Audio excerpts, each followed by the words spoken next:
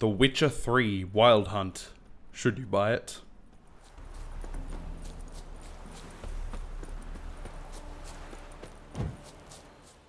Welcome to a review series called Late Reviews, in which we play and review games sometime after their release date to see if they're worth a buy in the current state they're in. If this review helps you in any way, or you want to see more, leave a like or even subscribe to the channel if you're really feeling it. This review will be in the 21:9 aspect ratio to give it that cinematic feel, and also because it's the native resolution of my monitor and makes it far easier to record. The Witcher 3 was released in May of 2015 and is an open world third-person action RPG published by CD Projekt Red. This video will be covering purely the base game for The Witcher 3 Wild Hunt. I will aim to cover both the major DLCs in the future if you guys want to see that. This review will be split into various categories, starting with graphics. I was running the game on an RTX 2080 Super at 3440 by 1440 with the graphics settings turned up to max. This game was released around 4.5 years ago, but somehow it still looks pretty goddamn amazing. The landscapes are expansive and look phenomenal and varied. Just turning off the HUD and running through the world is hours of fun and amazement alone. The characters in this game also look really great. Since you spend a lot of time looking at them, you will notice just how well they hold up to modern standards. When you're out and about, running and fighting your way through the world, the game will look its best and make you think it's a newer game than it is. It's at moments when you're in a cutscene or slow down to look at things that the game can start to look a little rough at times. Some textures can appear incredibly low quality, and these low quality textures don't often blend well together, causing obvious patches. Due to the game being so large and expansive, sacrifices are needed in order for the game to run properly. This results in certain objects and meshes throughout the game being incredibly low poly, which can be quite noticeable at times. There are a few pre-rendered cutscenes within the game, but in my opinion, they look much worse than the in-game cutscenes. The game has quite a lot of physics built in for trees and hair, etc., which aims to make them blow in the wind. The only issue is that most of the time you'd think there is an incredible tornado on the way with the ferocity that the trees and the hair blow in the wind. The hair also often glitches inside clothing or characters' faces. Despite the less than stellar graphics in some situations, I'd say that overall the game looks pretty freaking amazing for being 4.5 years old with how large it is, and these issues won't impact your enjoyment much at all. Next up, we move on to atmosphere and immersion. The atmosphere in this game is actually phenomenal, and it'll draw you into the world like no other. From roaming the open world to talking to a random NPC inside a tavern, this game absolutely nails the crap out of the atmosphere, making you constantly feel like you're a part of the world and not just viewing it from the outside. NPCs will comment on the weather with plenty of funny dialogue when it's raining in the game, or comment on your reputation, which all helps to add to the world feeling lived in and not just existing purely for your character. Almost anywhere you can see in this game you can go to, and personally I don't think I ran into a single invisible wall throughout my entire playthrough. As for immersion, obviously a lot of the above points also contribute to this, but aspects such as enemy health bars and a variety of menus and persistent HUD elements take away from the immersion slightly, but I honestly think that the atmosphere of the game and its world make up for this immensely. Next up, we have a factor that strongly contributes to the atmosphere of the game, which is music, sounds, and voice. Starting, of course, with music.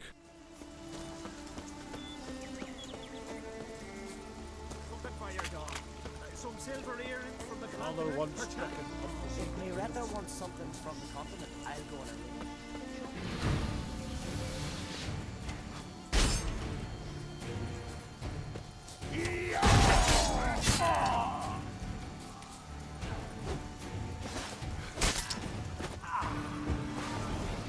on everyone's tongues, you know.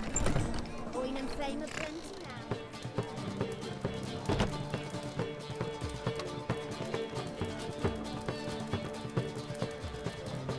Far out, the music in this game is actually mind-blowing in all regards and honestly hypes up every moment in the entire game. From epic fights with deadly creatures you encounter, to just roaming the large and expansive world, the soundtrack gives me goosebumps every time I hear almost any song from this game. At one point, I just had a whole Spotify playlist dedicated to Witcher 3 music. Occasionally the music will be loud enough that it can drown out voice and sound effects within the game, but this can be fixed easily enough by turning music down in the settings. Overall, the music is just so good. Then we move on to sounds.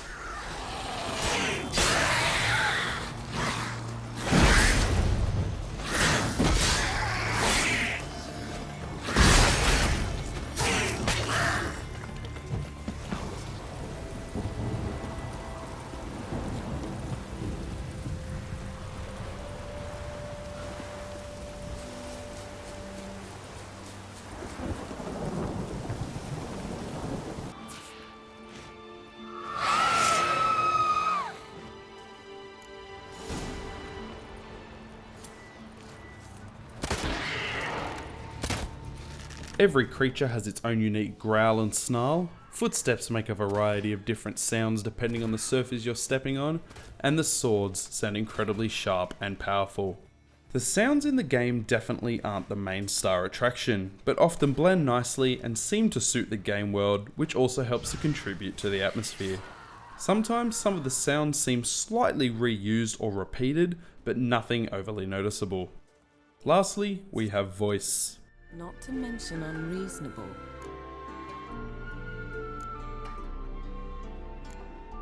I don't want to be reasonable.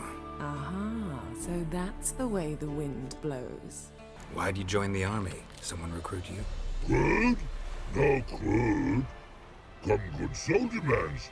Say charger man wants boats. Peasanters, they steals. Peasanters boats. What happened, ma'am? As if the war weren't enough, sir. I'm losing me ends. How am I to live, eh? Get a look at the thieves? What thieves? It's monsters taking the chickens. The voice acting in this game truly shines bright, giving almost every single character, whether they're a main character or a tiny side NPC, an immense amount of emotion and uniqueness, which makes every character feel like a real person in the game world who has gone through their own experiences and hardships. I don't think I got bored of speaking to a single character, no matter how small. I also don't think I skipped a single line of dialogue in my whole playtime because I truly felt every character was worth listening to. Now we move on to what is the largest category of these reviews, and that is gameplay. We're going to start off with the aspects of the game that I consider good or effective within The Witcher 3. As always, there's quite a lot to talk about, so buckle up boys and girls. First of all, I want to talk about the immense variety of creatures and monsters within the game. Oftentimes you will receive a quest known as a Witcher contract, in which you have to go and slay a monster that is harassing a village or something along those lines.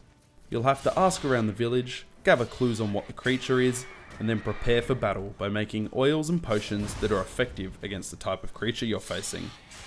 You then have to head into battle against anything from a spectre who has taken to haunting an area, to a wyvern who has made its lair in a rather unfortunate location. Speaking of creating oils and potions, the game provides countless alchemy recipes as well as crafting recipes to make Geralt and his equipment stronger and better. Your weapons and armor can also be equipped with runes which provide benefits.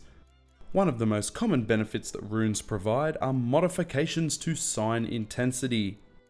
Signs are a collection of 5 powers that witches have, which range from shooting fire from your hands to magically manipulating an NPC's mind during dialogue. These are helpful in many situations, but often take a back seat in combat compared to the 2 swords that you carry throughout the game. A steel sword for human enemies such as bandits, and a silver sword for monsters. Oftentimes, you are required to explore areas to find clues of creatures or people that have been there before you. This is where the Witcher sense comes into play, allowing you to see objects of interest highlighted in either red or yellow, depending on if they're quest related, as well as see and hear noise from much greater distances. This mechanic is used quite a lot and helps with finding rather hidden or discreet objects. Personally, I was running one mod whilst playing this game, which just made some aspects of the HUD and the Witcher sense more appealing, like 3D markers appearing on the screen. Dialogue options that will advance the conversation are coloured yellow, whilst other dialogue options that allow you to gather more lore or information are white, which helps you to get the most information possible out of every conversation. There is also a form of skill tree, which allows you to specialise in particular aspects which include combat, signs, potions, toxicity, and more. These abilities and skills can also be enhanced through the use of mutagens, which can be found throughout the world. The game thrives on exploration and picking up as many quests as you can, and there is definitely no shortage of quests to be found in this game. I'll speak more about the quests in story and content though. Occasionally you'll be tasked with playing as another character by the name of Ciri, who plays different, but it's a lot of fun when you get the chance to experience her gameplay, even if it's not for very long. The game also consists of multiple large open world maps, making up different sections of the world, all fully explorable and with their own unique aesthetic. Now we'll move on to a few not so excellent gameplay aspects. First of all, we have quite a common gripe with the game, and that's the fact that the combat just isn't too great. It often feels a bit clunky or unintuitive. With practice you can get used to it, but it never feels particularly great or too exciting, and often leaves a little bit to be desired. The movement and swimming in-game can also be a little hit or miss, with it not feeling quite as responsive as you'd hope. Roach, your horse, can be made to follow tracks, but does so pretty ineffectively, with him often coming off tracks or going down a random path, resulting in you having to stop and turn around. Lastly, the fall damage in this game feels like all or nothing, where you will take no damage from a fall, or it will kill you instantly. Now we move on to content. How long is the game, and does it provide you with enough to be worth playing almost 4.5 years later? As usual, we'll be using the website How Long to Beat, as well as my own experience to determine the length of the game. Personally, I finished the main story in around 73 hours, with some side quests completed, but an absolute crap load more to do. According to How Long to Beat, if you focus on just the main story, the game should take you around 51 hours to complete, which is already massive. If you decide to also focus on extras such as exploration and some side quests, then the game can take you around 103 hours. And if you feel like a lunatic and going full on completionist, then the game can take you a whopping 173 hours. Now from what I've heard, many people complete multiple playthroughs of this game to get different story outcomes, and also because the game comes with a new Game Plus mode. So overall, the game has more than enough content to satisfy almost anyone's needs. Now, of course, an incredibly important aspect of a game this large and impressive is its performance.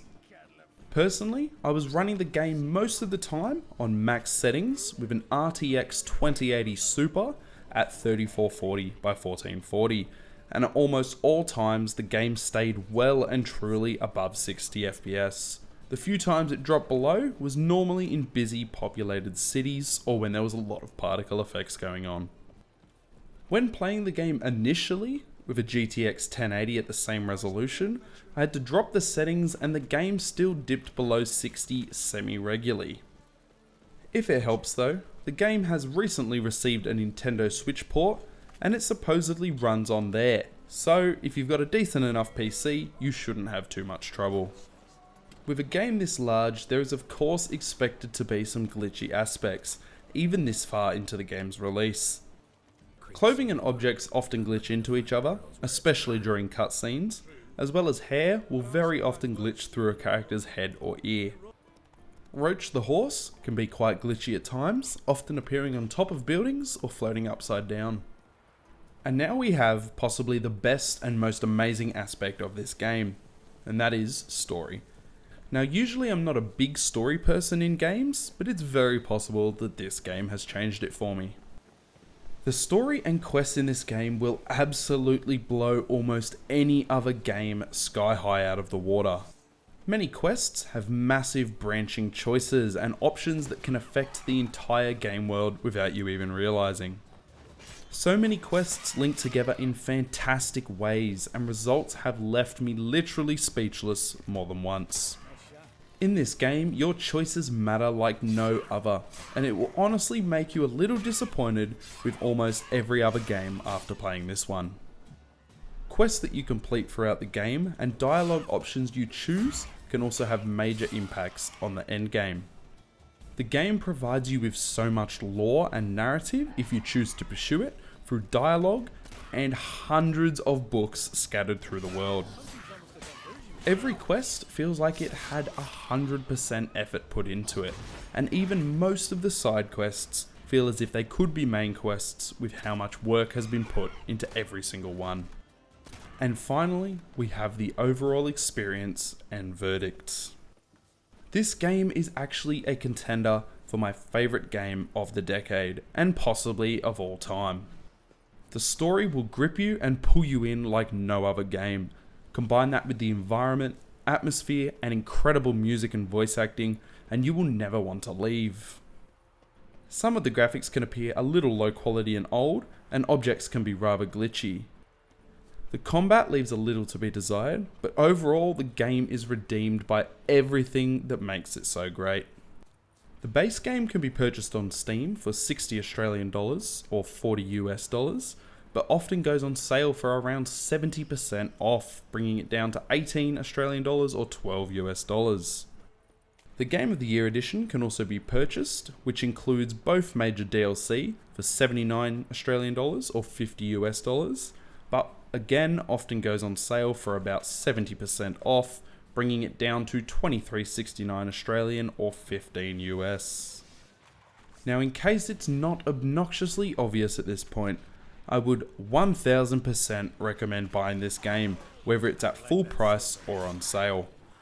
If you've waited this long already, then you can probably wait a little while longer to get the game on sale, but if not, then the game is still fully worth its price. I will likely be reviewing both DLC in the future, which is Hearts of Stone and Blood and Wine, so look forward to that if you're unsure about buying them. Anyway guys, that was my late review for The Witcher 3 Wild Hunt.